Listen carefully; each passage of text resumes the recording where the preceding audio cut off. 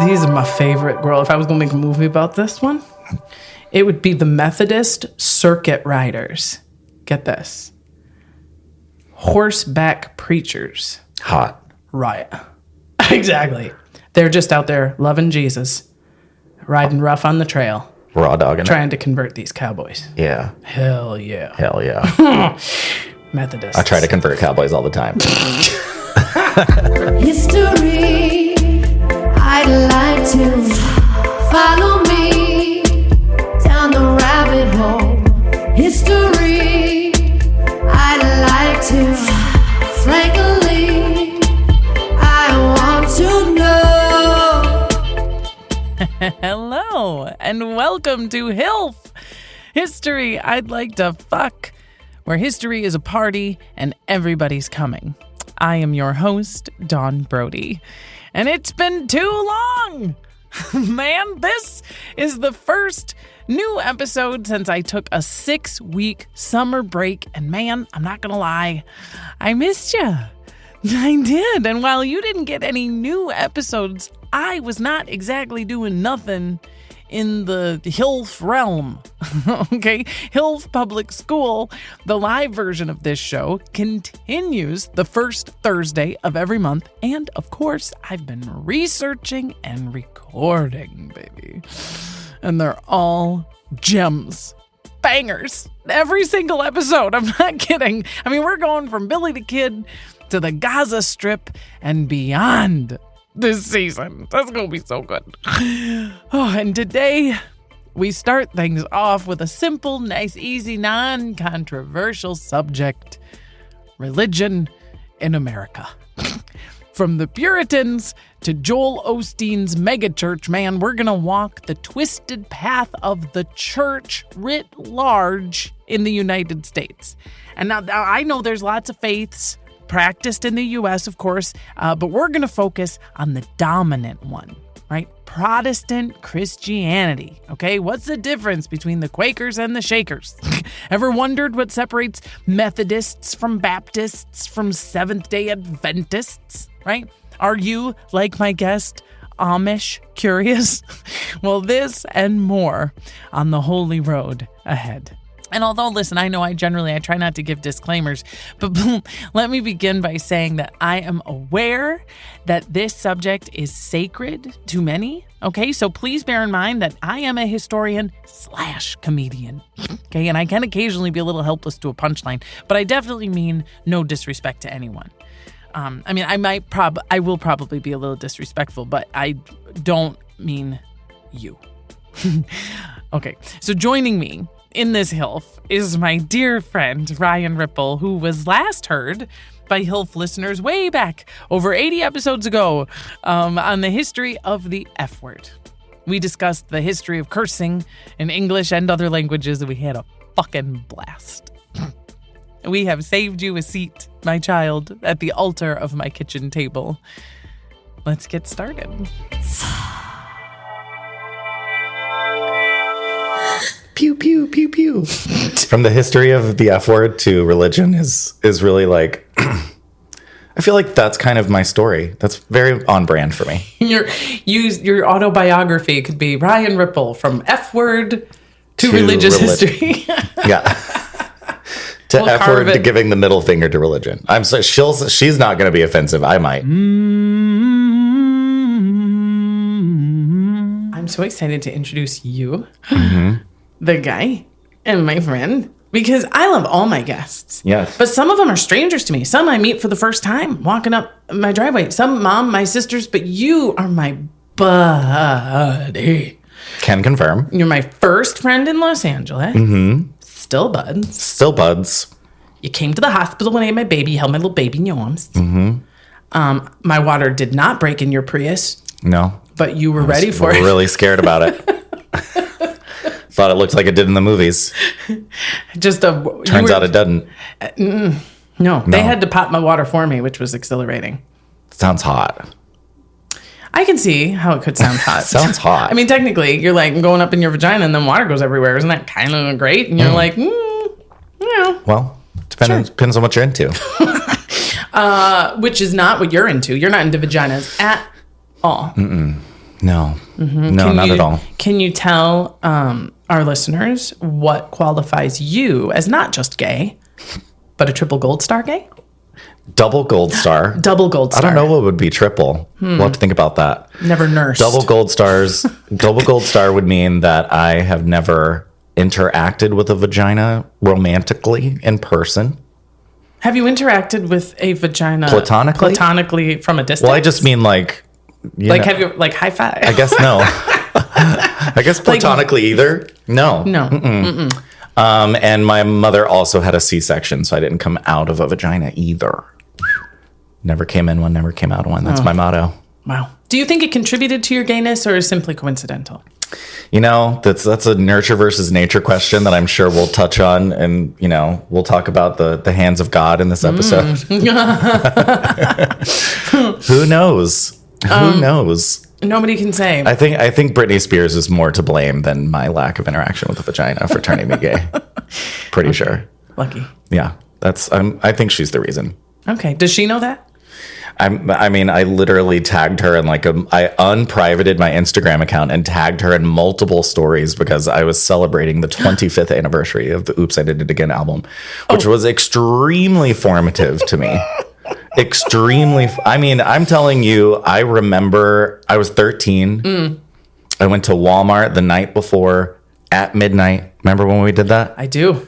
And we got the CD. I do. Just so I could bring it to my 8th grade class the next morning and open it and open the booklet in front of my peers who I was like, you know, pretty sure they definitely were like, oh, this guy is really into this girl. What a straight heterosexual rock star.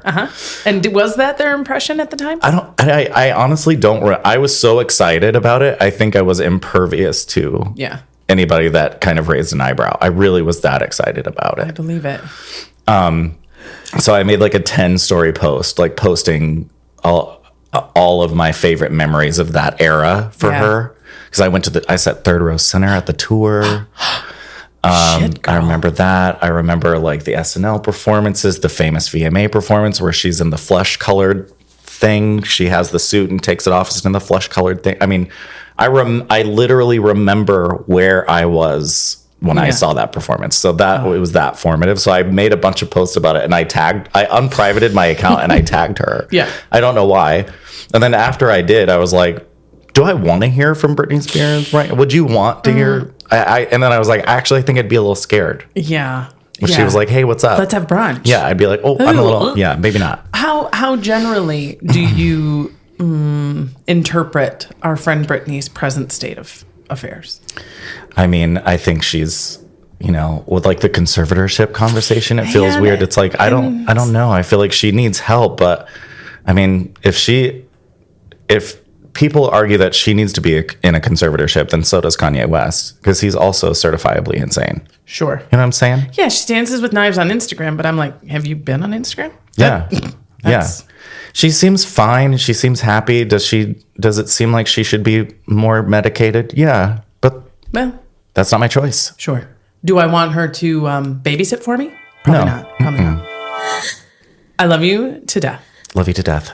You are comic. You are actor. You are red carpet extraordinaire connoisseur of celebrity. Yeah. And you are originally from Texas. As we are about to transition into the conversation at hand, the religious history of America, I can't be the only one who goes, being gay in Texas sounds like a thing, in part because of the religious history of America.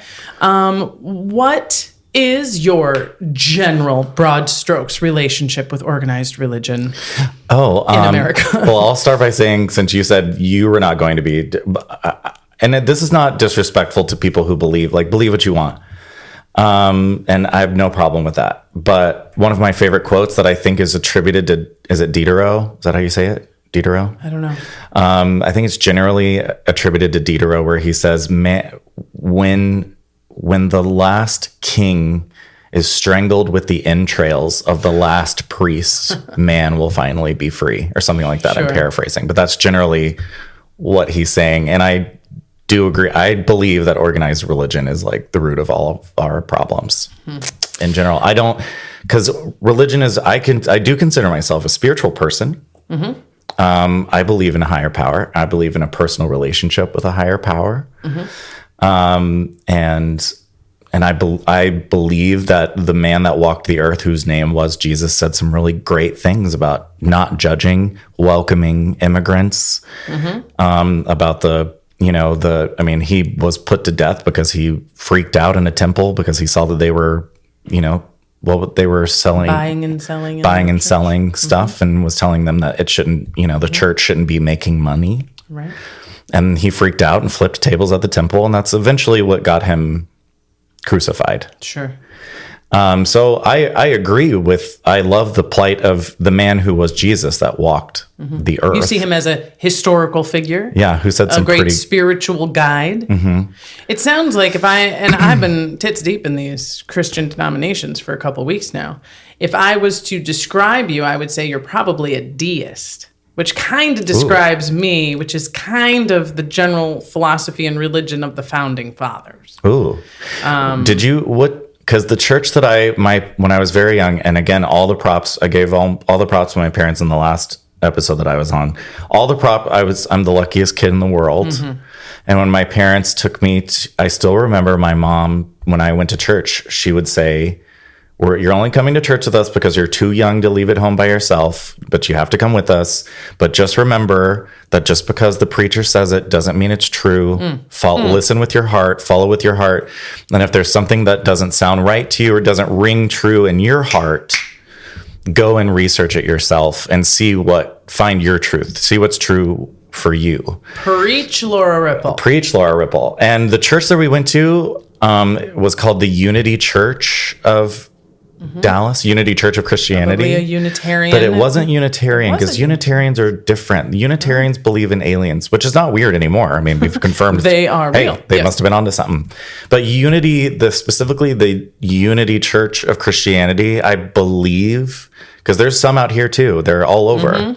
They take a metaphysical approach to the Bible. They take the Bible as a metaphysical interpretation rather than a literal interpretation, which I think is a very healthy, sane way to look at the Bible. It is. I mean, I remember in the middle of the sermon, there was always a meditation break. We would meditate for 5 minutes. Wow. So it was very kind of, and they always preached that sin was more of an archery term, as in you're just missing the mark. Not something that you're there is going not an to hell anvil for. Over your head that is about to drop. Yeah, it was very fire and brimstone free. So that was the foundation for me that allowed me to go on and seek a more kind of non-denominational spirituality. What was yours? I think that's fascinating. I was raised generally Lutheran in a small Wisconsin town. It's very kind of old school Protestant. So there's no Catholic stuff. We don't but there is communion. They're kind of ornate clergy. They wear some fancy stuff, but generally pretty down. Females can preach that kind of stuff. But we didn't go past when I was 10. Oh, but before then you went every Sunday? We went every Sunday. I think when my dad was Catholic and my mom was Lutheran. So their marriage was already sort of a religious compromise. And Dad's Catholic family were slightly less cool about it than Mom's Lutheran family. And they eloped. Oh. So they didn't get married in any goddamn church. And we were raised, when we went to church, Dad usually didn't come. And it was more of a social thing. I think it is for a lot of folks. We have a lot of sisters. Community. It's also rural, so it's when you go to town. It's when you get dressed up. It's how you catch up on stuff. Yeah. And when my parents got divorced, nobody went anymore. And that was, I think, in part, not because the church threw them out, but because the social stuff associated with it had also kind of gone and stuff. Do your parents do either still go every Sunday? Hard, no. Jim or Lana? But this is where, and that's a really good question. Thanks for asking, because, I want to give you the sources for the history that we're about to get. And that is, of course, like all history, comes through the perspective of my experience, but my experience is not the source of the history that I'm about to give you. Okay? Right. Okay. So there's really the primary source I went to for this one is a book called America's Religious History by a guy named Thomas S. Kidd. Came out in 2019. Cool. And Buddy does the Puritans all the way down, and like how various social movements were associated with these things, why we have such a smorgasbord of denominations, especially in the United States right now, and how you can kind of trace the split among a denomination to a political moment. As usually. Go figure. Who knows? Maybe we have separation, but not in our hearts. And then, oh girl, this old book. Okay, this one's called The Great Awakening by Joseph Tracy, published in 1842. Goodness. And boy, was that kind of fun to read, because Buddy in 1842 is talking about the first Great Awakening. He is discussing the present, like the most recent one, which is like the second Great Awakening. And what is the Great Awakening? And how does it relate to like, you're not a real Christian, I'm real, and how there was this new definition for who belonged and who didn't and how that worked. Fascinating, very fun to listen to. Lots of these and thousands. Wow. And then when in doubt, and I was often in doubt, most religions and denominations and congregations are very out there. They're very easy to read about. They tell you what they believe, how they're different, what makes them different. And so if you are curious, if you're shopping around for a new congregation, religion, you can, they're out there. And so what is their theology and how does their theology differ from others? I just went to the horse's mouth. Great. Or whatever part of the horse was being offered to me at the time. Okay, awesome. So here's my plan for the HILFing of Religion in religious America. history of America. Okay, we're going to start, all right, with the Puritans and go all the way to Trump's adoption of the prosperity gospel. Okay, Oh, boy. I call this witch to bitch. Okay, but within that's broad. That's a lot of years. Here's specifically, we're going to be looking at Christian Protestantism. Okay, I will mention Catholicism and Judaism and Islam and even atheism, but for the most part, I'll only be mentioning those as they pertain to the total domination of a Christian Protestant religious history in the United States. Unfortunately. And because we're going over 250-ish years, I'm going to go real general, real like broad, and then I'm going to zoom in and I'm going to find a real like time, place, faith to give us like our perspective on the whole thing. Okay. Okay. Are you ready to fuck? I'm ready to fuck. Okay. Is this when you play cat sound? You know it. As you know, I like to start getting us all in the mood. Foreplay. Lubed up with a Yeah. story. Come with me, Ryan, to May 19th, 1780. Okay, we are in the beautiful Albany, New York. We live in this town, and it's been a very weird fucking week. Okay, if you're not a historian, these dates don't mean anything to you. We tits deep in the revolution, man. Okay. We are 4 years away from the signing of the Declaration of Independence, and we haven't won yet. Okay. Okay, and like just a few days ago, 5,000 dudes were wiped out in the siege of Charleston. Like, okay, but that is not why we're on edge. That's not why everyone's acting weird. It's because of the fucking sky.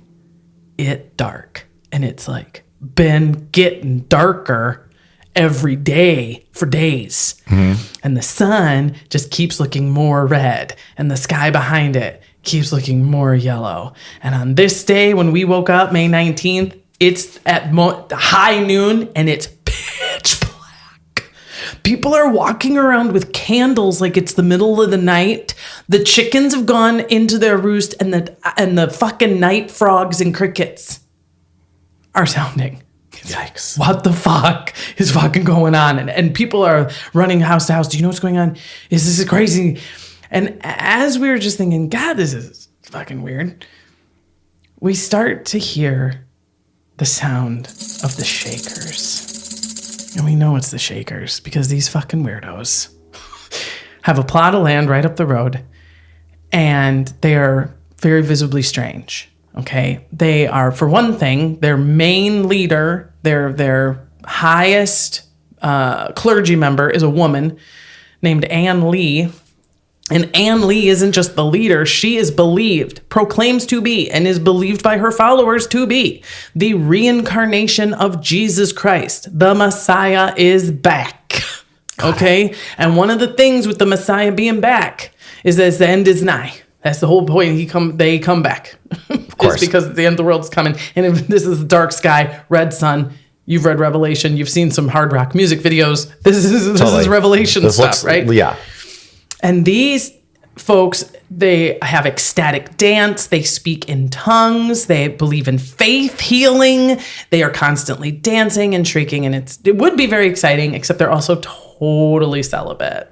Ooh. And totally sober. I know. Squares. And I mean celibate, like celibacy within marriage. Unless your intention is to make a baby, you can't even fuck your wife. Oh. Yeah. Wow. But very cool with gender. They sound fun. They sound like fun. And they come down the street on this dark day, and they are a shaking girl, and they are a chanting man, and they are really putting on a show. And you and me have seen the Shakers before. We know they're a bunch of weirdos, and we know who Ann is, but we do not remember seeing this many of them. And it's because they are people are coming out of their homes, and they're like, yeah, this is the end of the world. I mean, look up. And they're claiming, she healed me, because she's been laying on hands, and people are suddenly feeling like this is fucking it, right? And you and me are standing on our front porch going, oh no. Yeah. This is really interesting. And they all wander a shaking and a chanting and a rambling past our front, and they keep going, and they go for years. They go town to town. Basically, Anne takes the Shakers to every place in Massachusetts and New York that could see that had that dark day in 1780. And she is recruiting, man. She establishes 18 congregations, her and her brother, like established 18. They are spreading, they are viral. This is wonderful. And one of the things is because there's all of these disparate Christian Protestant denominations that are rejected by the mainstream for a variety of reasons that are coming together and like gathering around her. And their basic deal is like, yeah, the end is nigh. But this, as much as she's attracting the weirdos, she's spooking the normies, right? So the mainstream is like getting more and more violent to keep them out of town and to shut them up and to kick them out. And Anne, and her brother get the fucking lights knocked out. They get the shit kicked in. And one of their beatings is so bad that they come home and both of them die within a year. Oof. Pretty terrible. Why? Just because people just thought they were freaks? Well, they're grabbing, they're yelling, they're calling people blasphemers, they're taking microphones, they're scaring everybody, they're telling you you're going to hell. And they're pacifists, which means... Sounds like it. Yeah, which means and there's nothing, but pacifism is beautiful, frankly. I think I think pacifism is great, but it does mean it's easy to kick shit in. Yeah. And so the Anne and her brother die within a year, and this Shaker congregation doesn't do great in the long term. There is one Shaker community remaining in the United States. They're in today. Maine. Yeah, they're in Maine. Oh. Celibacy and pacifism. Listen, you're not going to fight. You're not going to fuck. What are you going to do? It's hard to make more. You keep the ones that are there around. As far as beliefs are concerned in religions, there's a lid for every pot, girl. Word. There's a lid for every pot. So the reason I tell you the story is because it's like a microscope. That one day sort of like zoom on the many perspectives of the divine as it applied to the United States, okay? Because the Seventh-day Adventists still are like, that was the sign of the end of the world. It's been a couple hundred years. It was the sign that it is the end of the world. And that time we are so fixated on the end times, and we are so fixated on apocalyptic predictions that we saw this weird thing. That's what that is.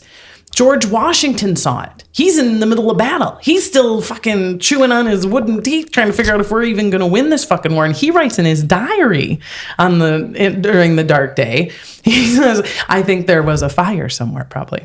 That was exactly it. Of course, there was a fire in Canada, a huge forest fire in Canada. That's what it was? That's what it was. So he's, of course, like, yep, skies are very dark. I see the same thing you do. I figure probably there was a fire somewhere because that's what that happens there. And you have another perspective, which I love, on the dark day, which is from a politician. This is kind of like your capitalist, religious, right? How does this affect the machine? How does this affect money kind of deal? And you get this guy named Abraham Davenport in Connecticut who is running some sort of municipal council meeting, and the skies go dark and a bunch of them are like, I think it's the end of the world. He looked out the window and was like, it could be the end of the world. But if it is, let it find us doing our duty. And he just, let's finish the meeting. What a champ.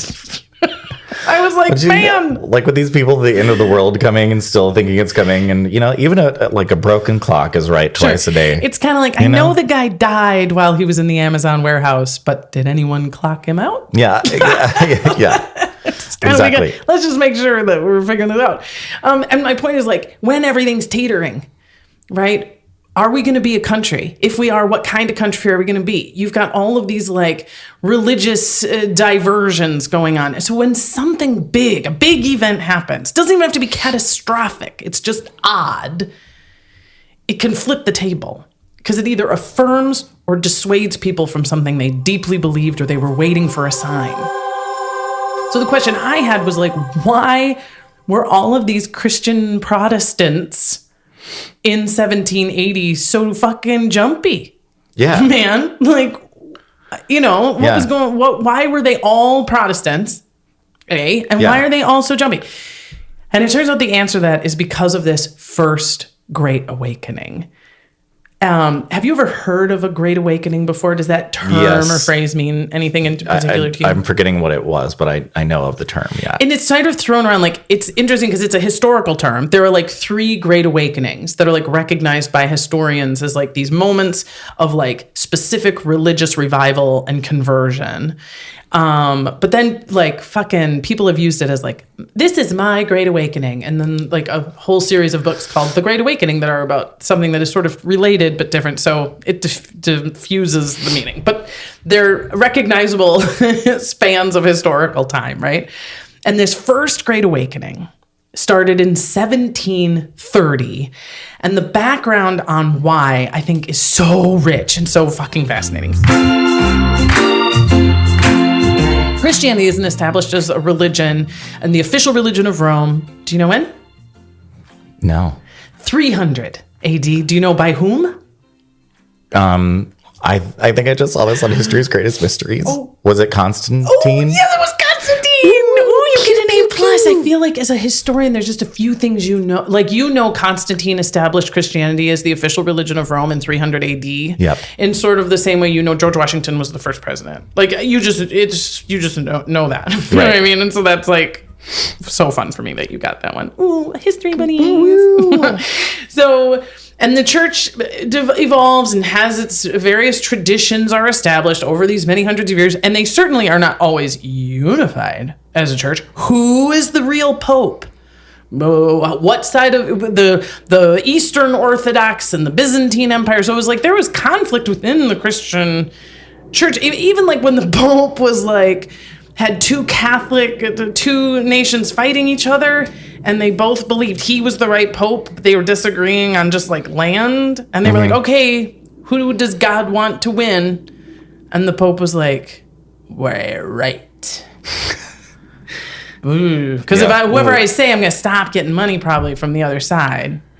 So I'm just going to say, God is going to tell us at the same time who he wants to win. I'm getting unsure. Okay. Right. And all of that changed in 1517. Do you know why? Oh, no. You've been doing so good. I don't want to push it. I don't know. It was Martin Luther and his treatise. He stabs it with a fucking dagger like a pirate. Bam! His beefs with the church, what he thought were all violations, and it mostly had to do with the Pope. What the fuck, man? He thinks priests should be able to get married, and I think the popes are accumulating too much wealth and separating themselves, and he had a few basic tenets, but it was a huge fracture for the first time, which is what is a real Christian, what isn't Here. word, right? Yeah. A lot of people agreed with you. Here. And a lot of people were like, this isn't me leaving the church. This is me going back to the original. These folks have deviated from the original church, the original teachings of Christ, and we're not splitting. We're trying to bring everything back around. Okay? Got it. Because that really challenges a lot of power. Oh my God. So many kings are kings because the church said they were kings. So many lines of territory are drawn because the Pope and the King and the Holy Roman and all this stuff. So untethering these things and finding out, declaring what you believe, and the stakes for declaring which side you're on start to become very high, very, very fast, right? And one of our first kind of slaps after Luther came with Henry VIII. So if you want to go back, listen to the Anne Boleyn episode, that'd be a good idea. Henry VIII basically wanted to fuck Anne Boleyn. And the Pope said no. And this is in 1730, so it's only like 15 years after Martin Luther. And he was like, no. Yeah. No. That's Yeah. kind of interesting, because I think I'm going to do it anyway. Yeah. And the Pope was like, I'll excommunicate you. And he's like, I'm going to be Prove it. a Protestant, and then there's nothing you can do. And Yeah. so we get, generally speaking, the Church of England. And the Church of England is kind of like Catholic light. You know what I mean? It is basically Henry VIII trying to preserve all of the traditions that kept him as king and that maintained a certain amount of power, but that didn't allow the Pope to tell him he couldn't fuck Anne Boleyn if he wanted to fuck. And then if he wanted to kill Anne Boleyn, also totally up to him. Nothing will change your beliefs faster than blue balls, ladies and gentlemen. Word, girl, word. So this is sort of where you get then a Protestant, right? So we are both Christian, but I know what I'm not. And I'm not Catholic. I don't believe fundamentally that the Pope and the saints function within a hierarchy of divinity. There's God and there's man. And all men can speak directly to God is very generally what the Protestant sort of split was. We don't need you fucks. Yeah. Okay. So at the point our first Great Awakening starts, we've had Protestantism for about 200 years. And mama needs a rebrand. Okay. Okay? We've now getting stale. Kind of like all good things. We've become the monster, right? Here are the features of the first Great Awakening. It is Protestants in general trying to say, what are we? What are we doing exactly? And how do I know that my faith and my relationship to God is correct? Because one of the things Catholics have going for them is several 100 years of tradition. That isn't the same thing as doctrine, but it makes it really comfortable when you find yourself in a difficult situation.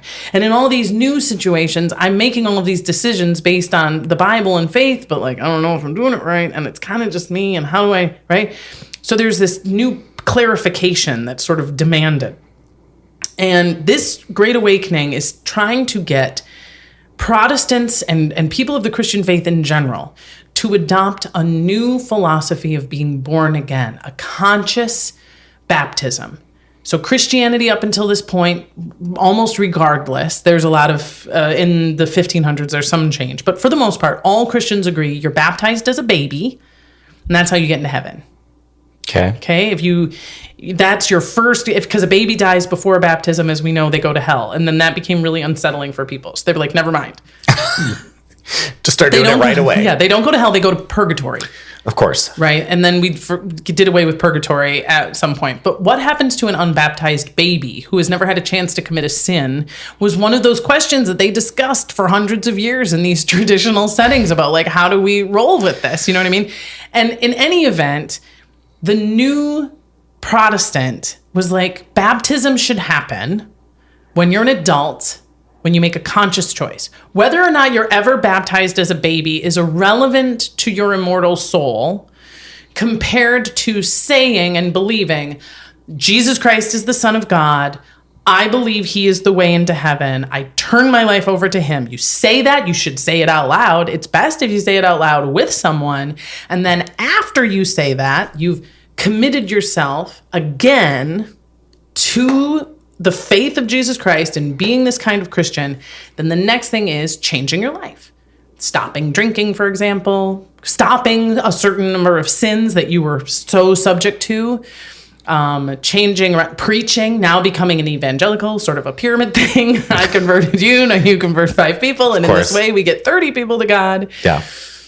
You name it. But it is the idea of being born again, personal conversion, personal dialogue with God through Jesus Christ, introspection, and evangelical. Spread that word, baby, and show how changed you are. Show outwardly to the world how you're different, better because of this thing that you've done. Which is very anti-Jesus, but And he taught purified, very and this is the differently. thing, they'd say not better than them, better than you were. Better Right. than your old self, sort of the idea. This clashes, of course, with these traditionalists. So even other Protestants, mostly the Church of England, because the Church of England was like, he wanted to fuck Anne Boleyn. Yeah. That doesn't mean that we can have women preaching, right? Right. Or any of the other wild ideas, because you guys all think you can read the Bible yourself and come up with your own conclusions instead of listening to these priests who come up with the conclusions for you. They're more well-read. They're blah, blah, blah, and that's how they get their access, right, to this divine. And they're getting arrested. Who? These Protestants that are going around, women getting up on stools and they're preaching. They're calling other people blasphemous. They are refusing to take up arms and fight in the military in some instances. And they are suffering enormous persecution. And so they come to America. So the First Great Awakening started in 1730. Okay, so there was some immigration to the United States, but this is 40 years before the Revolutionary War. We start getting a major influx of all of the religious weirdos from mostly England, who are almost all of them Protestants. Okay, so this is what this means to America. The Great Awakening happened here too, but it was happening everywhere. And those Christians that awoke and were not jiving with their European societies, got on their boats, came over to America, got a plat of land near Albany, and let their freak flags fly. Whatever it was that their denomination was not allowed to do, they were now free to do here. Right. And America's religious landscape is definitively not Catholic, clearly Protestant, but also not the Church of England Protestant. So we're already like, the Church of England isn't Protestant enough. We're more hardcore than them. We have more rules. We have more specifics. We are building a new tradition of Protestantism here. And it's one of the things that made independence so easy, because it was so tied to no England. It was not just the Church of England, but the place of England. And so when the founding fathers, even though they're deists, and even though they are not necessarily consciously associating this with Protestantism and the separation from the church, the language is there. Right. The understanding is there. There's a reason why, for example, Abraham Lincoln during the Civil War says that we are experiencing a new birth of freedom. He is choosing language that appeals to people who have been touched by these great awakenings, who recognize first and foremost the importance of being born again. Why a born again Christian is sort of a placeholder for Protestants that are really into evangelicalism, which we know includes certain sectors, but that was the big part. Saying new birth was enough to get a lot of people's ears perked up, right? And there are 4 in particular that I thought before doing this research were born in America. These were denominations that were American, and I was surprised to learn came from England. The Puritans, of course, Baptists, the Amish, and the Quakers. All came from England? Yeah, from Europe. Wow. Started there and were persecuted and came here. Quakers are super cool. I think we talked about that. Didn't we talk about that? Oh, I can't wait. We're actually going to jump in that with we're Quakers. gonna I'm so excited. Okay, so those were some broad strokes. Now, actually, I'm going to zoom way in. Oh my God, perfect transition. We're zooming into Quakers. Quakers. Kind of cool, especially Very cool. and if you've seen Fleabag, you should be familiar with at least one aspect of Quakerism, specifically Fleabag season 2. Okay, so other than Fleabag, when you think of Quakers, what is the first thing you think of? Oatmeal. Oh, the oats. Exactly. Quaker oats. I was like, what's the association with Quaker oats? They did not particularly use oats. That was not like a way that the Quakers harvested their oats or anything. It was a marketing scheme because Quakers were honest and dependable. And like the picture of a Quaker and it says Quaker oats, you'd be like, go get good shit. Yeah, good stuff. That just tells you, that's 2 endorsements right there. Ryan Ripple and your morning breakfast both are like, fuck it. He knows what he's talking about. This guy knows what he's doing. In fact, our friend Ann Lee, who we met in our first story, she started as a Quaker. And then became a shaker. The Quakers started shaking. And it was really, it's funny the ways they split too. So the Quakers, so I told you, these general Protestant denominations are all afield following Luther's treatise in 1517, trying to be like, we're definitely not into popes, but, and then fill in the blank, right? Right. And so, and we're all trying to go back to the original. Okay, so if the Catholic Church didn't get their interpretations of the Bible and the way we should be living right, what's my interpretation? So everyone's going back to the source material to come up with their lessons, right? And the Quakers were like, here's what we got. Pacifist. Okay, we do not fight for nobody, don't know how. You can beat me to death, and I will not raise a hand against you. Gender equality. That's why Anne Lee could become the reincarnation of Jesus Christ, was because she came from a religion that was like men and women are exactly the same. Totally dope. We like that. They are anti-slavery. Long before that was cool. Never owned slaves, not down with slaves. No, like, it's cool if you like have a huge farm. Like, never. Clean living, eating clean, living clean. They evangelize, but they're not as shaky quaky Great. as the Shakers.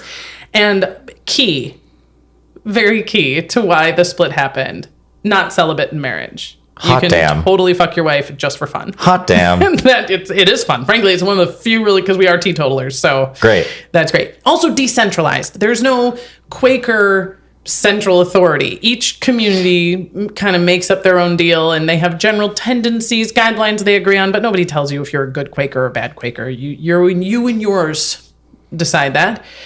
Social justice. And this is the kind of stuff that got Am I a Quaker? This is what I was saying. This is why I focused on them. I was like, fuck, get me to the oats, baby. Yeah. So the reason they got kicked out of the UK, you think who would kick them out? Yeah, what'd they do? What did they start with, I don't fight. And you're like, well, you can stay, I guess. Yeah. Do you shit on the floor? Yeah. I don't know why we'd make you leave. Yeah. Are you paying taxes? So they, George Fox, kind of the main guy. The main Quaker. He was just having like really hard, he was like having true spiritual problems. He was like, I don't think any of this shit is real. Like, I don't think that what they've been telling us is right, and I can't sleep, man. And every time I go to a priest or a clergy member or any of our recognized ministers, I walk away going, oh, fuck. I don't think any of these fucks know what they're doing. I'm paraphrasing. Yeah, of course. And he lays in bed at night and he's like, it feels to me like all churches are just tax havens for pedophiles. I'm starting to. And so once he kind of has his divine revelation and he meets like-minded people, he starts preaching publicly. And what does Christ want me to do? How can I live more like Jesus? And so he starts protesting that they're executing women for stealing food. Right. We like that. We like that. And agreed. They don't like that. The English are like, yeah, we can do whatever the fuck we want. It's our bread. She didn't pay for it. You know what I mean? And he's like, oh, but God said to feed the hungry. And they're like, God doesn't, and this is, he campaigned against tithes, which is, the idea that you're taxed by the church. You have to pay a certain amount for the church. He was like, it's supposed to be building new churches and going to the churches, but it's just going to landlords. I don't think we should have to pay money to the church when it's not actually being used for anything the church is doing. He went to jail for blasphemy because you can't say, the Church of England decides, right? They also refused to take up arms, and England, God knows, is in a war all the fucking time. And so they'd come to recruit the Quakers, and they would refuse to take up arms, so that got them in trouble. And they refused to take any oaths.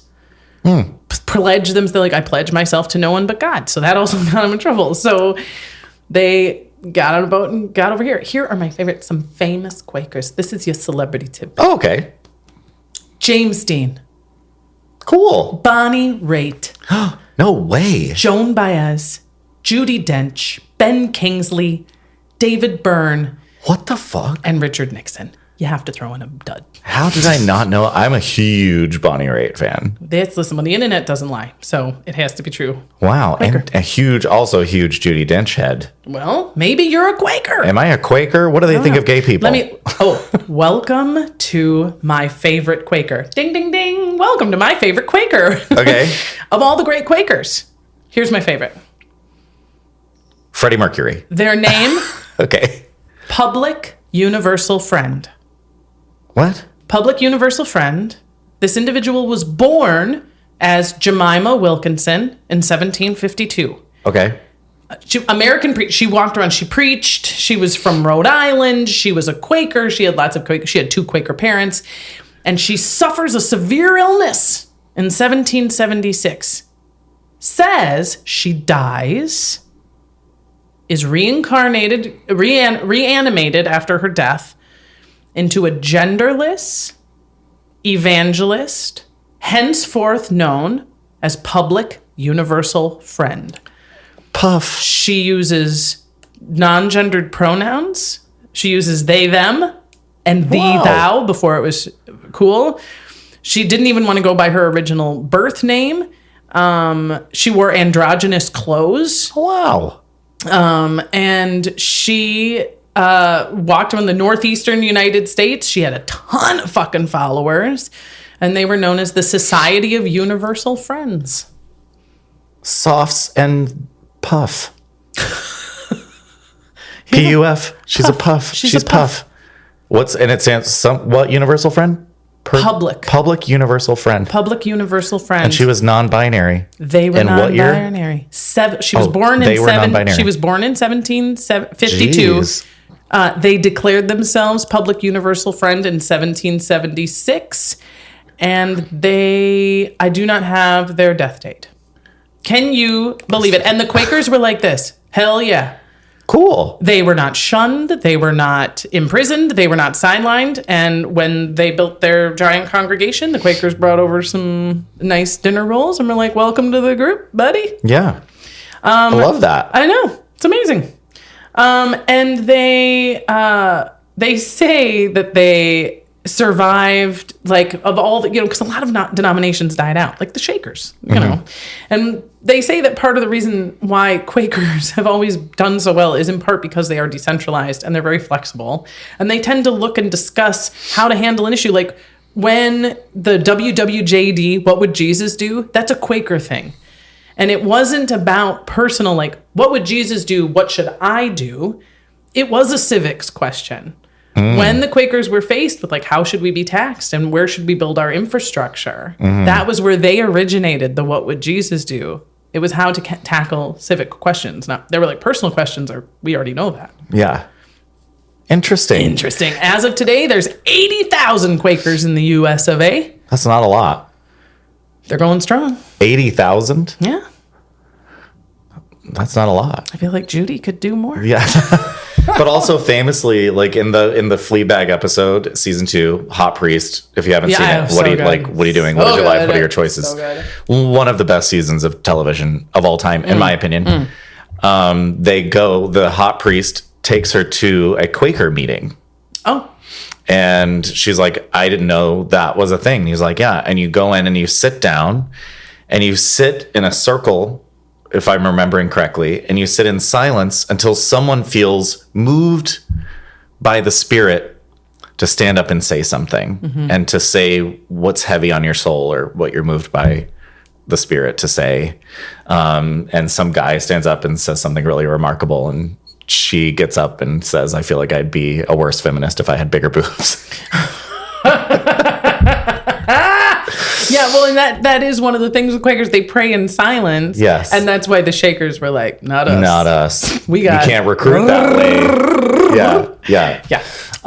So they're actually, I think that's cool, and that's what we talked about at Barney's. That's what your friend that we sat with was saying, that you sit around and you kind of like, you're moved to kind of, everyone is kind of moved and to stand up and like say what's on your, just get it out, say what's on your mind. It's very interesting. Definitely, if we are all forced to choose a Christian denomination, I feel like Quaker, you can probably hang with the Quakers. So Shakers came after Quakers? Shakers, yeah. Anne Lee was a Quaker. who, and this is really a great transition because we're going to take a short break in a moment. And when we get back, we're going to talk about the Second Great Awakening, because there's just further fractures. I mean, the way that I look at it is very much like breaking a window, right? If there was pressure within the Christian faith, within East and West, and who's Pope, and right, the first crack was Martin Luther in 1715 with a definition between Protestant and Catholic. And then within the Protestant line, just these constant fractures.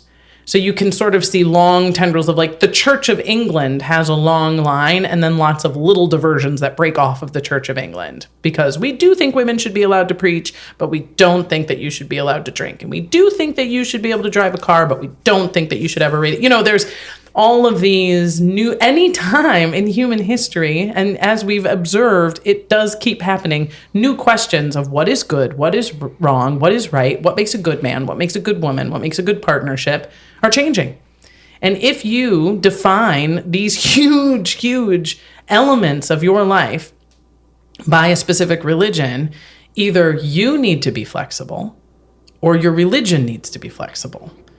And we've found that it's sometimes easier to change your religion than to change yourself. And sometimes you should change yourself. Yeah. I mean, there's no right or wrong answer, man. Because like the king, he really wanted to be fucking that Anne Boleyn girl. So, make up a new religion that allows you to do that. Found a loophole. Yeah. So when we come back, we are going to jump into the Second Great Awakening, which is a uniquely American phenomenon. And this is where we get real fun. Fire and brimstone stuff. Hot damn. Literally. For 4 decades, Kylie Minogue has been a global queen of pop, ruling the charts in Australia, the UK, and across Europe. Though aside from a couple all-time smashes, stateside success has often eluded her. Pop Pantheon's new 4-part podcast series explores Kylie's enduring allure, fascinating eras, and her unique duality as a niche gay cult hero here in America and global phenomenon everywhere else. Join me, DJ Louis XIV, and some amazing guests as we travel light years through the Impossible Princess's classic hits and albums, iconic music videos, head-spinning reinventions, and all the delicious delights of nearly 40 years of indelible pop classics. Listen and subscribe to Pop Pantheon for free on Spotify, Apple Podcasts, or wherever you listen to podcasts.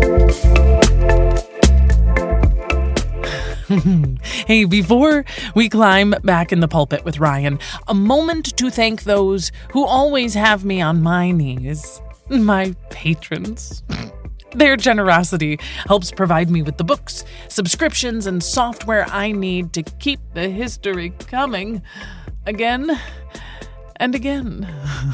The latest to jump in bed with the pod include Charlotte P., Alan and Kristen W., Nick F., Dan F., and Carrie O.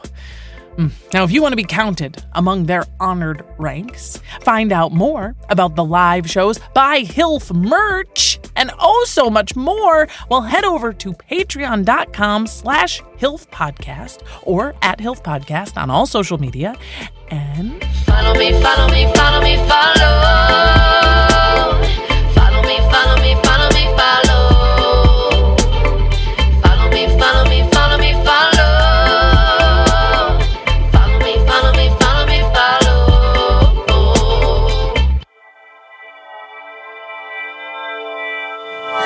we are back. I got myself some whiskey, and in a very not very Quakery to give myself a whiskey. Oh, you did say they were teetotalers. Teetotalers, which isn't to say complete prohibition, but close. And you said Amish didn't start here either? Are we getting there? Yeah. Is that part of the Second Great Awakening? Can you believe? Amish are also kind of cool. Amish are also kind of cool. There's some good qualities to Amish. This is one of the reasons why I know you and me are besties. All right? Is because I only zoomed in on 2 religions, 2 denominations, and it was Quakers and Amish. Yeah. I don't want to spoil nothing for you, but we're gonna fuck them Amish. Amish are kind of cool. We're gonna climb up, and it's not that hard. Amish are down to fuck. They make cool shit. Mm-hmm. Like they dress. I don't approve of their wardrobe personally. Increasingly, though, as I get older, I'm like, Everything's drapey and has huge pockets. Might as well just put on a bonnet. The Second Great Awakening. In this instance, not always true with movies, the sequel, really exciting. Better than the original. Kind of better than the original. Starts in give or take 1800. Okay. And part of what you can associate with the Second Great Awakening is westward expansion.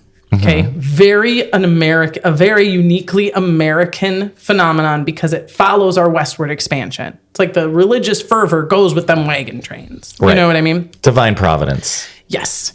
And it is where science, technology, politics, and religion are colliding in new and exciting ways. Because keep in mind, 1800, they say the Second Great Awakening goes until about 1840, which means they're taking us through the railroad, and a lot of technological advances, right, are coinciding with these things. So the features of the Second Great Awakening, how they're similar and how it was different than the first one, is it's mostly in the U.S. and in fact called, if you've ever heard of the burned over district of New York, it is still sometimes referred to as the burned over district of New York. And I always thought it was kind of a industrial thing. It's fire and brimstone. Oh. It was that anyone who was going from the East Coast to start moving west and spreading the gospel went through this particular part of New York, and these poor people were like, oh my God, we get it. Like every fucking day there's a new tent and somebody with a book yelling at me for some fucking thing. I'm wearing the wrong cotton. Yep. I don't know. Which is why the Shakers fell. People don't like being told what to fucking do. No.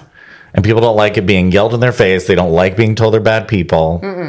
That's why the Quakers went out of the Shakers. That's right. You lead by example. Don't lead by being an annoying asshole. See, preach. Sorry. No, continue. that's all right. You should have, if you had a book in your hand. The Methodists, these are my favorite, girl. If I was going to make a movie about this one, it would be the Methodist Circuit Riders. Get this. Horseback preachers. Hot. Right.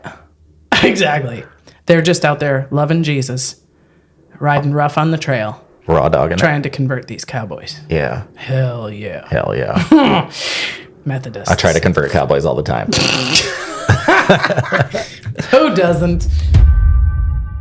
The Second Great Awakening is all related to these big political differences. So if you remember, I said the denominations were all like splitting off often because of like a new question, and they just answer that question differently, right? So we all agree Catholics suck.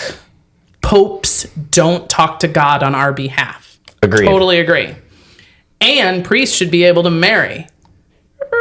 Agreed. Then you lose some. Okay. You know, women should be able to preach. Agreed. You lose some. So then they're like, we all agree on this, but you start getting more and more stuff. Right? Okay. So prohibition is one of the first ones. The idea is you can't be a good Christian and drink alcohol. And people are like, I can. Yeah. Watch. Yeah. So that divided some folks, right? Abolition. There's a lot of people like the Bible loves slavery. And people are like, no. The Bible says we should not have slaves. Remember when the slaves left Egypt? And they were like, right, but there were slaves. They just weren't treating them slaves. Right. And I was like, So the Bible doesn't say don't have slaves. The Bible says treat your slaves right. And that's true. There are verses in the Bible that says how to be a good master and how to be a good slave. So yeah. And we're both Baptists. So we both believe up to this point of divine questions. No, we're not Catholic. Yes, we should live like this. Women and men and all the way we should eat and the day of the week we worship. Yes. And you have to be baptized as an adult. Yes. And not just sprinkled with water. You got to be full submerged. Totally. Agree. And we can have slaves. And they were like, which is where you have Southern Baptists. The Southern Baptist didn't believe you should own slaves? Which is why we are in a confusing moment at the moment. Because Southern Baptists, of course, did think we could have slaves. Okay, that because makes more that's sense. I was about to be very surprised. But the Southern Baptist is where Martin Luther King Jr. comes from. Oh. Because within the Southern Baptist division, you have black Southern Baptists. Right. So it can't clearly be fundamental that slavery is okay, but they did originally define. So you have the split again, right? Okay. Women's rights was so when women's right 1919 when the The suffragettes start coming in. The Bible, to some, there are several letters from the apostles that say very specifically, get them sluts out the pulpit. Yeah. Women shouldn't be preaching. They could not be more clear about that. Yeah. But that's not, Jesus didn't say that. This is why people start to interpret. Jesus didn't say that. One of the apostles said that. But then they say, but the Bible is divinely inspired. And we all believe what the Bible says. And they go, yeah, but some of the Bible is God talking and some of the Bible's a goat talking. We're not saying. So this is where you start to have in councils and various disagreements.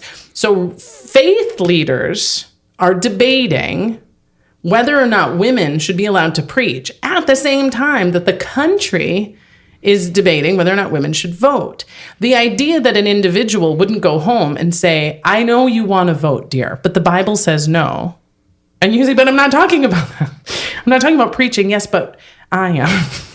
Because that's what's on my mind, right? So that split a lot of, not just individuals, congregations again. Then there's the millennialism, which has nothing to do with millennials. We love millennials. Millennialism doesn't worship millennials, even though they're great. Yeah. They were the 2000, the end is coming. And if we're in early 1900, we've got... Gonna party like it's 1999. Oops.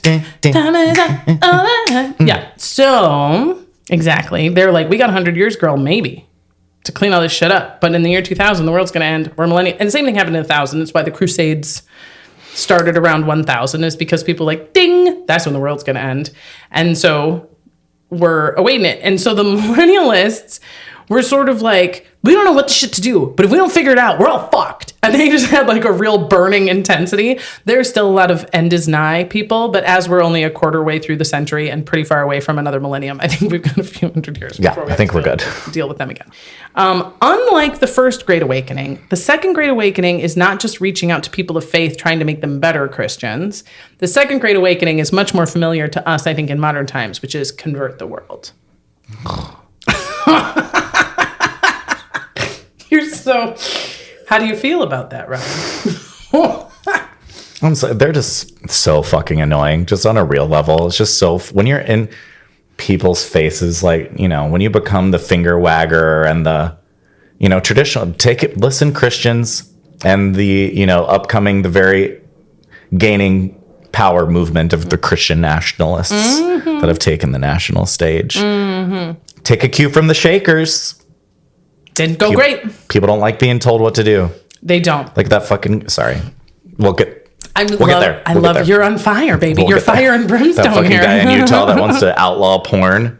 Get out of here. Oh, it's so familiar. It's just such old tropes. I'm telling you, as I watched the news and did this research, my eye rolls were picking up brain matter. They were going so far back. It's so frustrating. Because I watched so much of... Again, I've been watching The Brilliant Dawn on History's Greatest Mysteries. Season 5 out now on Disney Plus and Hulu. It's my nighttime comfort binge. Yeah. And I don't remember, maybe it was about the Shroud of Turin, because one of the arguments is because it was originally the first time that it was on record for making an appearance was some French king or something, some French rich family or French royalty or something. And it was at the time when relics were really important to Catholicism because they needed the relics to keep people coming in to give them fucking money. Sure, it's all about money. The pilgrims. Yeah, it's all about money. Yeah. And they needed these relics of like, no. What we're saying is totally true because see, look, Death Shroud, isn't that fun? And they'd be like, oh, no, wait, we have a chalice that may or may not have been at the... It's fantastic. At the Last Supper. Every church had a relic. Yeah.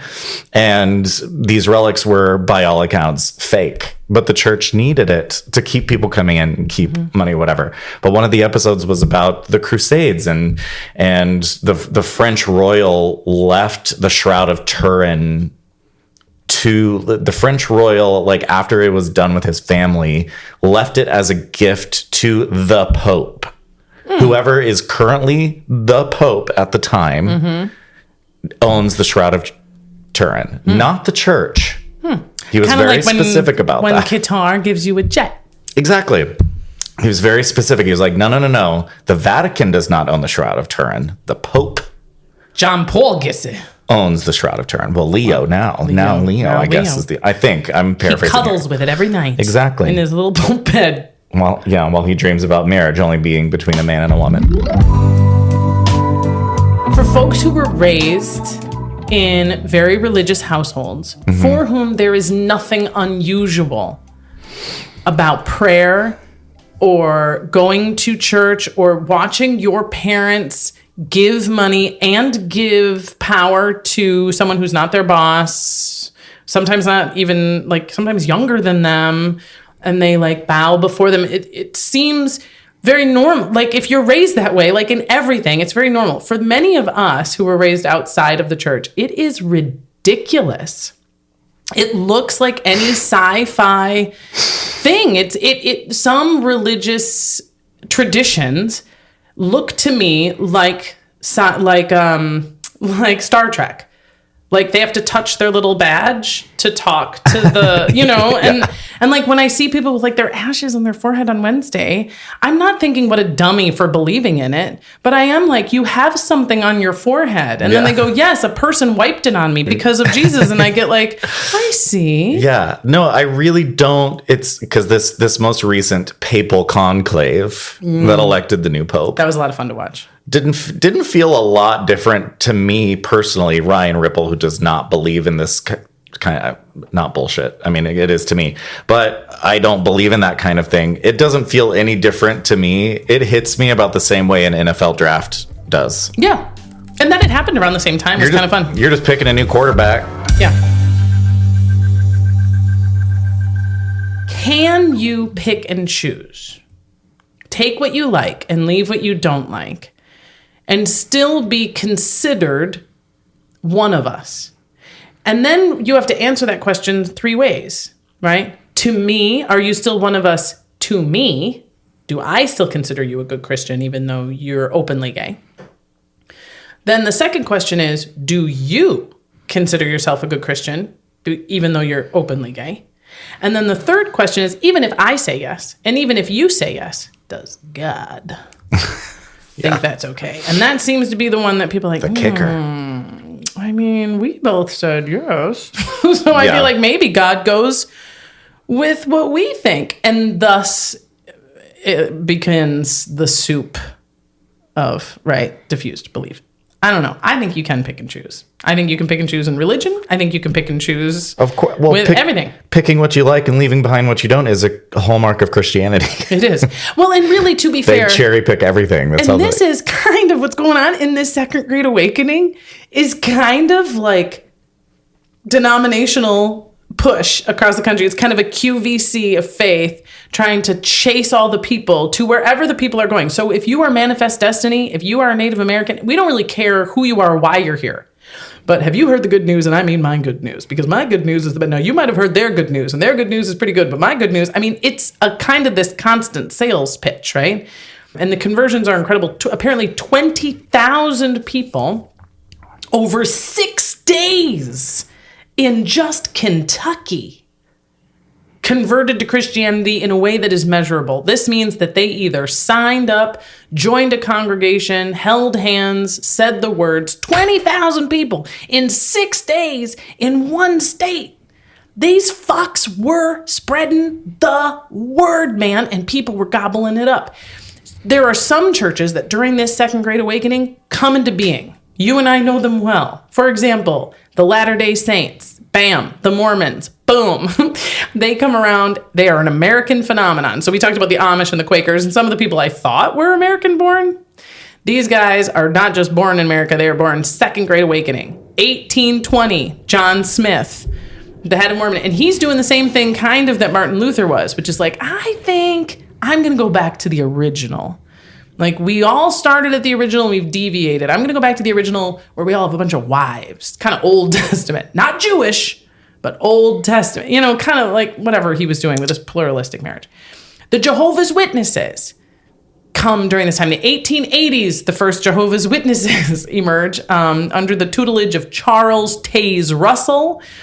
And he starts with the Watchtower. And part of, like I said, these splits and organizations come with social and political developments, they specifically are like, we're not any other denomination because no blood transfusions. We think that's against the Bible. We read a verse. I had a dream.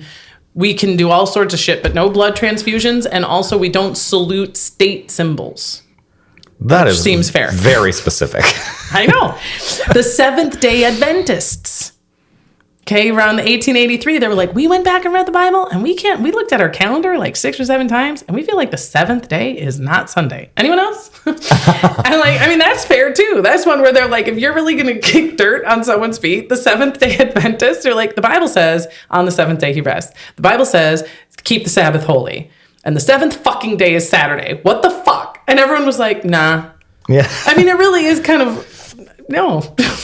Other than pacifism is pretty hard to argue. The point is, though, your personal faith is reflected in the civic life you're in and how political and technological changes are happening around you. And boy, howdy, they are happening all around you. The way you respond to those things civically is indistinguishable to how you respond to those things religiously. Because the Bible is being used to either defend or contradict virtually every big new idea that's being introduced to you, and we got a lot. It's one of the reasons why suffragettes got their shit kicked in jail. We didn't generally abuse women, but these women were violating more than just the law. I see. Okay, are you ready? Sounds to me like religion is just colonialism, the sword wielded by colonialism to justify its colonizing behavior. It sucks. No? Well, that's the thing. Divine providence that justified, the genocide of Native Americans, Yeah. Just seems to me like religion is the colonizer's sword of choice. I'm so in love with you, I can't stand it. Just saying. Because that too. line of thinking, which is like, and it often comes in when I'm looking with a cynic's eye at the history of religion, which of course I've been doing for weeks and weeks and weeks, and it's very easy to just be like, fuck this dumb shit. But of course, the true believers and the big human questions that one has to rely on the assumption and the invisible and their tendrils of faith to the divine, and like, how do you get through it? I will lead us both now to my second focus. So we've been going broad strokes, denominations. Okay. Come with me to the Amish. Hot damn. See, they'd turn the other cheek. They would not get that mad. They said that. Great carpenters. Yes, that was. What do you They think build of when some you think damn of Amish? good furniture. The furniture's great. What else do you Quality think of? furniture, quality. Is it specifically bread Sure. or just food in general? I have a feeling an Amish person hands you a piece of bread, it's probably fucking great. Fucking great. They make great furniture, baller food. What else? I know that bonnets. Did you see have you been to the Amish areas of Pennsylvania? No. And various places? I would love. Do they like that? Or do they enjoy being visited? I don't know. Tweet them. See what they say. Let us know. No, not usually. This is. But they have They do. they build furniture to sell, and that's like how they make money, right? So they want the public to come and buy their. I don't know a lot about them. Gonna be honest. Oh my god, I didn't either, and I was always very curious because I'm from Wisconsin, and we had a few. We're apparently, what was my statistic? I'm gonna jump ahead. 4th.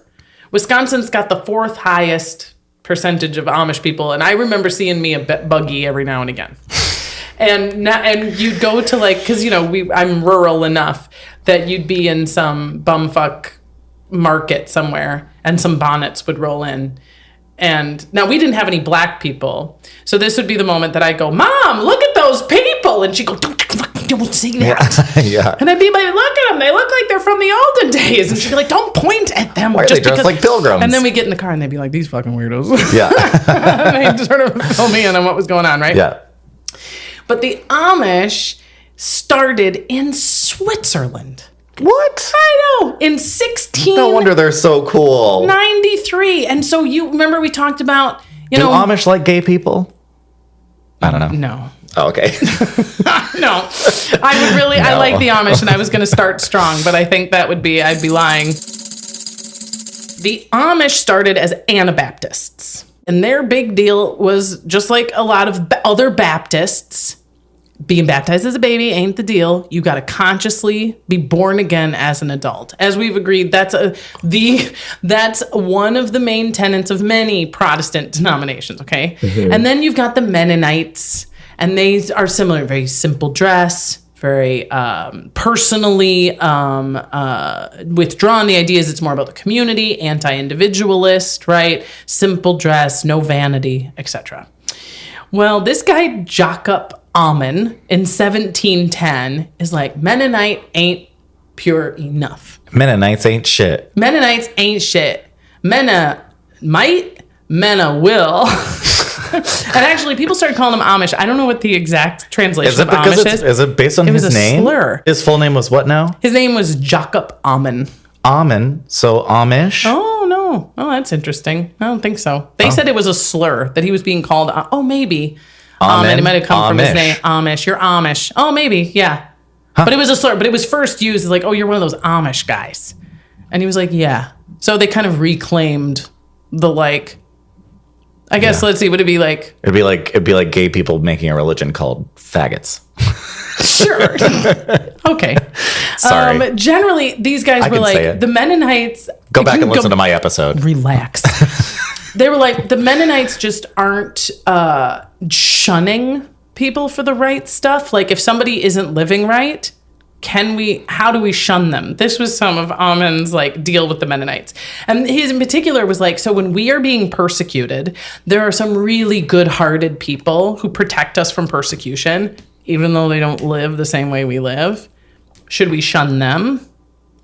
And Ammon was like, yeah, just because they were good to you doesn't mean that they're part of your community, so you don't eat with them and you don't spend time with them. Eating with people was like the big time. You give them no face time. You don't have to be cruel to them. We're not cruel to anybody. But good-hearted people aren't Amish. And they just were kind of deciding how they were. This gets him... There's a kernel of truth there. There is. This gets him persecuted enough that the largest amount of Amish immigration to the United States either coincided with the American Revolution or came after the American Revolution, which blew my mind. And when they were asked, would you like to fight on our side? Because you are currently enjoying freedom of religion. During... the Revolutionary War. Okay. They were like, so welcome to America, where you've come because we have freedom of religion and you are free to exercise your religion here. We would like you please to come fight to preserve that freedom. And they were like, we don't fight though. And we don't give a fuck. We don't salute countries. We're not nationalists. Doesn't matter what country the country we're in is kind of irrelevant to our moral. Hot damn. And to be fair, we were like, yeah, fuck, that's what we said we were about. So go with God. And we left them in peace. And same thing with Ann Lee, the Shakers too. We're like, we aren't going to fight. And they were like, but you're able to shake and do all your dumb shit because you're here. And they were like, yup. And we were like, God. They're like, it's not because of your protection, it's because of God's protection. And we were like, ah. Man, you must have got to really piss people off to make them leave Switzerland and come to America.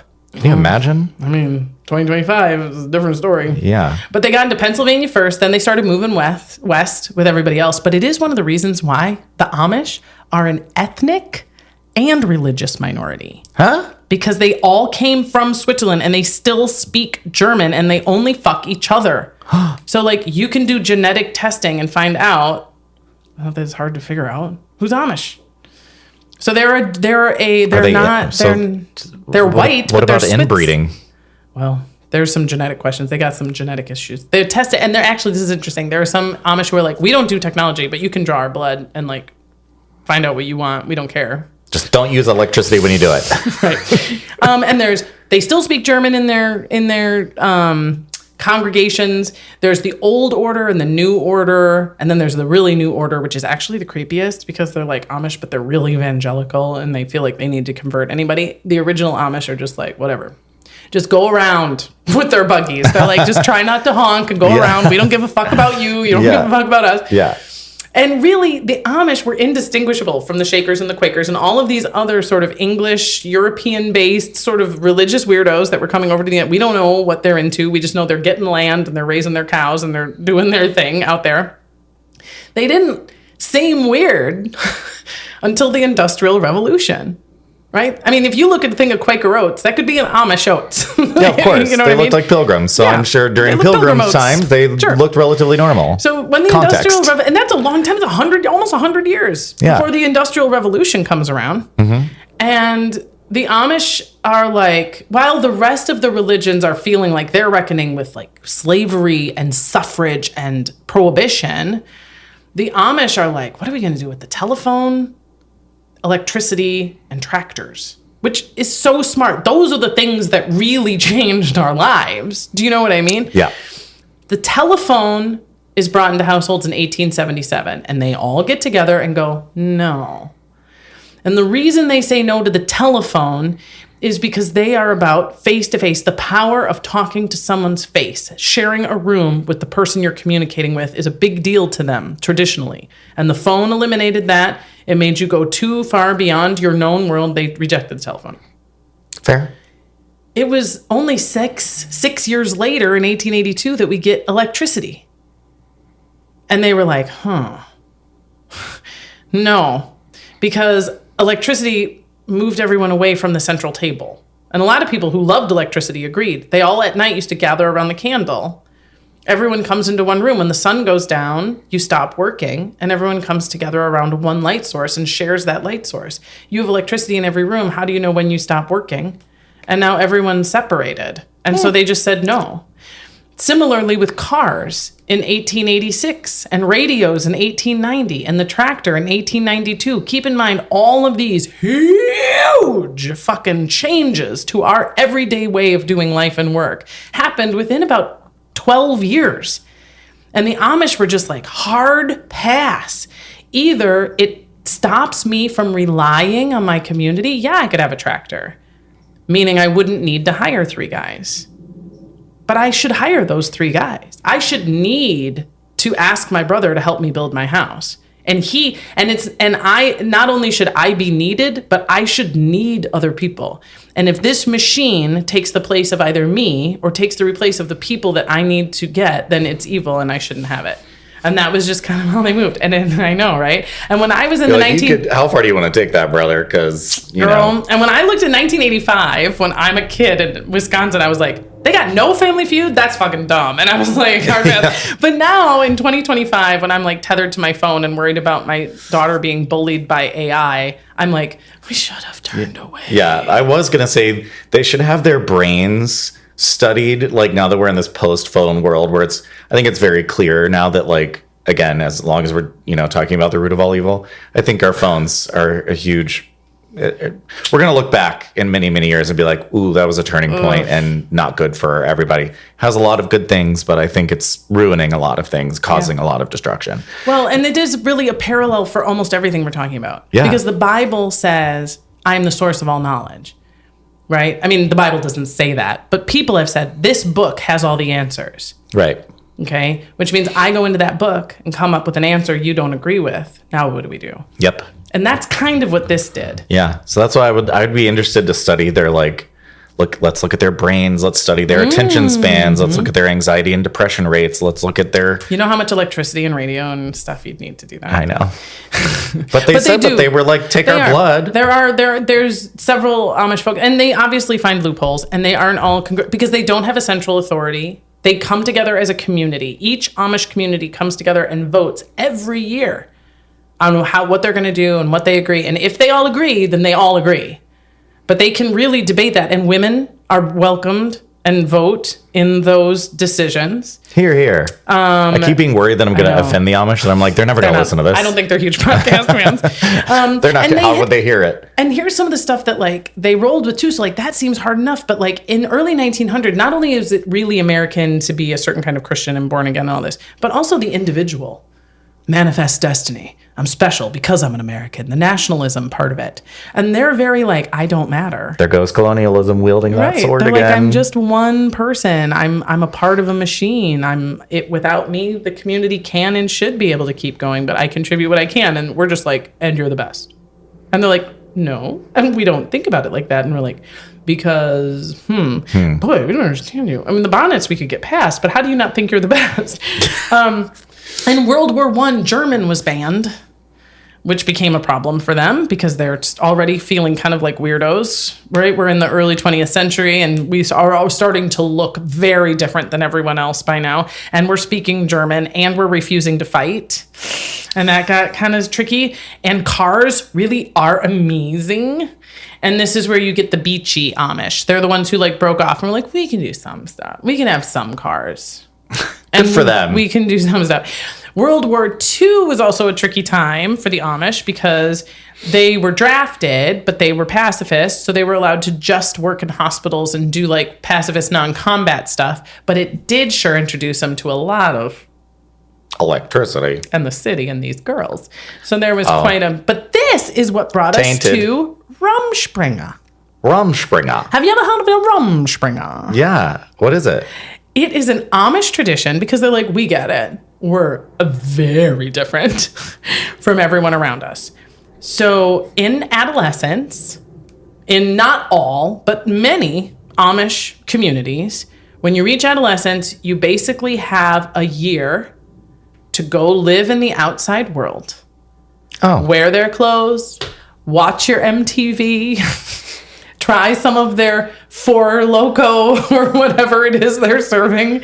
I say that because in the 90s, I met someone on Rumspringa and Four Loko was still legal and it was very exciting. And 85% of the kids that do Rumspringa, what do you think? Do 85% go? I bet they go back. 85% come back? I bet 85% go back. Mm-hmm. They do, huh? 85% come back. Because they're on to something. Yeah. There's a kernel of truth there. I think it's great, though. Give them a full year. Yeah. I would love to. I totally get I agree. We should all gather around a single light source at the table at the end of the day. I feel like we should have something similar where once a year we get to send our kids to the Amish people. Yeah, sure. And then see how many of them choose to come back to us. But the Amish would be like, we don't do that. We don't do that. But that's what we like.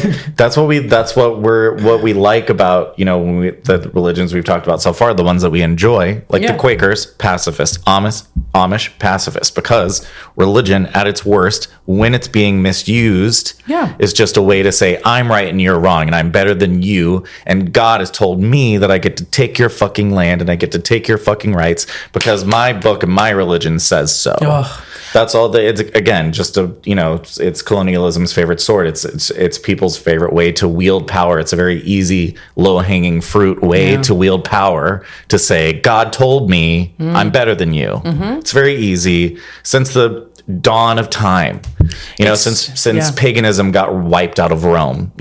Which is a real tragedy. I mean, if you visited Pompeii, those people worshipped cocks. I'd love to go back to that. Yeah. Why did we leave that behind? Because they got covered in ashes. That didn't work out for them either. I know, but God, what a fun religion. Let's bring that if we're starting a new religion after this. Can we somehow combine Quakers? I could quake the cock. Ooh, yeah. Cock Quakers. We're going to be Quakers, but we're going to worship cocks. We're the cocker shakers. We're the cock shakers. We'll be pacifists. We'll worship cocks. And women will be the default leaders every time. Do you see how easy it is? How easy? Poof. We're going to get DMs. This is being like, what are we going to call it? How do I sign? Yeah. Be like, send $25. Yeah. Well, the Amish, they're doing great. And they're, honestly, all religions are descending in numbers, except for the Amish. They had 300. Remember how I said there were 80,000 Quakers? Guess how many Amish people there are in America right now? I bet millions. I think Amish are in the millions. No? What's your number? 1.5. No. 400,000. Oh, that's not still a lot. That's 4 times more than Quakers, though, and you've heard of Quakers. They got Judi Dench. I mean... And they can only get up to 80,000. These guys, I can't name other than what's her name from Witness, And she was just pretending. I mean, I can't name any. I mean, Lady Gaga had 2.1 people show up on a beach in Brazil. That's true. 2.1 million. That's fucking nuts. So Gaga is technically That was free though. yeah, but 2.1 million people. Yeah. So Gaga is a bigger religion than Amish and Quakers. Well, you said a mouthful there. Why do you think they don't like her? Yep. What do you think Amish people call us, the non-Amish? So you've got like Muggles. Jews and Gentiles. Muggles, okay.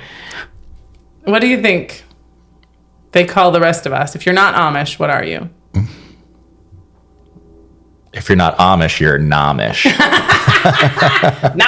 Nah. Amish. You're English. That's it?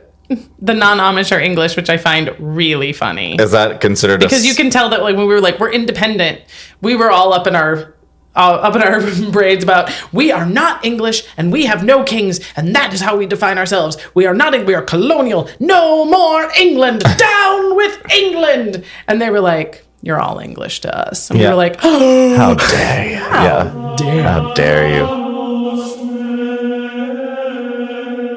What are the parameters the historians use to qualify something as a Great Awakening? Great question and perfect timing for it because it is quote unquote broad, uniform conversion that happens sort of spontaneously among population. So it's like, you wouldn't say one person, like Billy Graham could not start his own Great Awakening, but he was a part. Thank God. You know what I mean? Of like a certain, so like they say the 1850s to 1900s, I think that's only a 20-year span. I don't think it counts, but it's like the YMCA was founded during this period of time and like more denominations came. There's some people who say the Fourth Great Awakening happened in the 1960s with like the Jesus movement, when people sort of wiped the table of all of this, like, are you Calvinist or Methodist or Presbyterian or Seventh-day Adventist? Like, fuck it. It's just Jesus. And they got back to like hippie, long hair, live in the, judge not kind of stuff. But people said it wasn't really widespread enough. It was a movement. It's recognizable. It can be studied. But I don't know if they'd call it another awakening. Some people started calling the Great Awakening post-war because it was like, we're not Soviet, like those godless Soviets, is where the idea of like, hey, all of these denominations that have been fighting among each other in America for who's the best kind of Protestant, we now wipe the slate clean, invite the Jews in because they have a ton of people, and we are now Judeo-Christian. It doesn't matter what day of the week you worship. It doesn't matter if you sprinkle your baptism or you submerge in your baptism. It doesn't matter if you drink or don't drink. It doesn't matter how you feel about women or gays. If you're a Christian, you're good. And if you're Judeo-Christian, you just generally think there is a God, and anyone who says there isn't a God is bad. That suits us post-World War II, because that's the difference between us and communism. Communism is saying the state. And so we started to get really like simultaneously down with various denominations, but also the only bad thing is suggesting there is no God, which is why we put "In God We Trust" on our shit and around that time. Which I was like today years old when I learned that when we didn't. That's fairly recent, historically, putting "In God We Trust" because on stuff. It differentiated. It was a Cold War deal. It differentiated us from the godless Soviets. Presently, do you know who Joel Osteen is? Oh, he's Houston. a Texan. His church is in Houston. In my personal opinion, he's trash. But his son, however, is very hot. So I don't remember his name, but son Olstein, if you're looking to fall off the wagon. If you really want to make it, man. Yeah. If you want your own Great Awakening. Do you know how many people can fit into his megachurch in Houston? It's in the thousands. We know that because it was formerly an arena. It was a sports arena. It was a sports arena. A venue. It's an arena. And famously, during the hurricane, whose name I'm not remembering, was it Harvey? I think it's Harvey. I can't remember which one. Famously, during Hurricane Harvey, that catastrophically flooded the floodplains of Houston. The church shut their doors to the people that had lost their homes. Oh, they're going to get all wet and gross in there. Yeah, of Those course. are really nice seats. Wouldn't let them in. The doors were locked. Yeah. 40,000 people can fit in there. Yeah, it's very righteous gemstones. Oh, and I love that show. Good show. The general beating heart of Joel Osteen and the prosperity gospel is live your best life now, which is not to say there is no heaven and hell. 'Cause God knows. Oh, no, they're super judgmental. We're very the judgment Don't get day it wrong. is Don't coming. get it twisted. Trust Yeah. me. But that your material success on earth is a reflection of your purity in the eyes of God.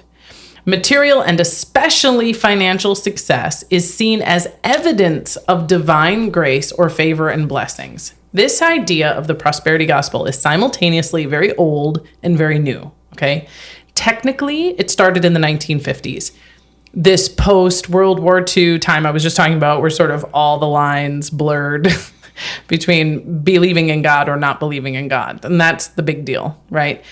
1980s televangelism was a similar deal. We're holding hands with technology and the banking and the tax-free havens of being a religion conspired in a very 80s way to make televangelism a big deal. Famously Oral with Roberts. Tammy Faye Baker. Jim and Faye. Tammy Faye. And among the beliefs of the prosperity gospel, which isn't, people aren't going to a prosperity gospel church. Some are. Some label it that way. But the prosperity gospel has made its way into many other denominations that just accept the following, sort of as tenets of the faith, as givens within the doctrine of Christianity. That poverty is a sin, and anyone can become rich through hard work. Okay?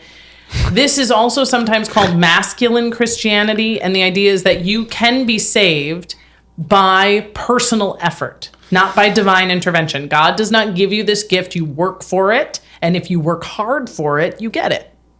And that's how Christianity and salvation work. The covenant between God and humans is I, as a human being, show my faith, live in the correct way, demonstrate outwardly my faith, and you, God, give me money and success now in this lifetime. That's the transaction of the prosperity gospel. It's actually kind of old school in a way, because as I talked about before, when you had a period of time, the War of the Roses is a perfect example, the period of time before Henry VIII, okay, where England and France are at each other's throats. Who should be king and who should have the throne of England and France? And one of the things they have in common is they're both fucking Catholic. And they're not just both Catholic, they're both Roman Catholic. They believe the same guy is Pope. And when they ask the Pope, what does God think? We both send you money. We both think you're who? And the Pope said, God will reveal whom he favors through victory. I.e., whoever wins is the one that got wanted. Okay? And it kind of, you can see how that logic gets flipped, where I won't know who God favored until we see who wins. But if I win by whatever means are necessary to win, I'm still getting God's favor because I won. So it doesn't matter how I won. Victory itself is proof of God's favor, is sometimes the thread that people follow. And here That are seems some like of a really, really buttoned up way to say, I don't know. We'll see afterwards. We'll see. God says. Keep the checks coming. Here are some of the Bible verses from the King James Version that our prosperity gospel friends quote to defend themselves, and why the Quakers and the Presbyterians and the Lutherans are like, you're so full of shit. King James was also famously a raging homo, but go off. Oh, good to know. I think. John 10:10. I am come that they might have life and that they might have it more abundantly. They literally people can have life more abundantly than others. Those who have Jesus have life more abundantly. That's the verse I need. Boom. Send me $50. Here's Mark 11:24. Therefore I say unto you, what things soever ye desire, when ye pray, believe that ye receive them, and ye shall have them. It generally is interpreted to say, the more you give, the more you have, but the church is the one that's always doing the having, and you are the ones who are always doing the giving. Go figure. As we stand right now, one of the most prominent faces in the prosperity gospel is a gal named Paula White. She gave Trump's invocation. She claims to have been the one who converted him to Christianity after he watched her televangelism. And he flew her to Atlantic City for some private Bible studies. During which time, and she is kind of hot and blonde, surprise. As of February 2025, she runs the White House Faith Office, which is there to, quote, assist faith-based entities, community organizations, and houses of worship in their efforts to strengthen American families, promote work and self-sufficiency, and protect religious liberty. She's also owned a condo in Trump Tower since 2004. Sounds like kind of a violation of the separation of church and state to me, personally. Didn't you read the quote? No, because they're there to assist. Right. And they're just there to strengthen American families. Mm-hmm. You don't like strong American families? It's pretty gay. I mean, speaking of strong American families, tell Joel Osteen's son that I also offer a private Bible study. In Atlantic City, or wherever you'd like to. Wherever you'd like to go. Or my apartment in Burbank, whatever you want. We can go to the library after. Yeah. Well, this, Ryan, has been the HILFing of the religious history of America. I love you so much, I can't stand it. I love you so much, too. I promise in 80 episodes I'll have you back. Yeah, right? Now let's go to church. Okay, great. I.e. jump in the pool and smoke some dope. Amen. Can I get an amen?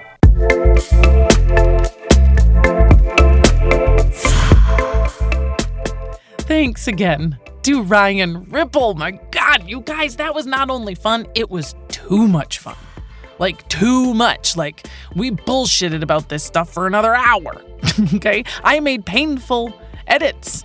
But they weren't that painful, actually, because you can hear the rest of our conversation right now if you become a patron. You can hear me tell Ryan the story of the so-called Snopes monkey trial from 1925, during which the Bible was literally on trial, as folks debated for the first time if indeed evolution should be taught in schools. Oh, only 100 years ago? If you saw that movie or play, Inherent the Wind, then you're like, yeah, I remember that. You can also hear me answer Ryan's questions regarding how I personally interpret the Bible, and perhaps more importantly, as Britney Spears is his personal pop hero, who was mine? And if you're in LA, mark the first Thursday of every month for HILF Public School, as I take my full frontal history to Flappers Comedy Club in Burbank. It's honestly like my absolute favorite thing to do. Okay, I got the best guests.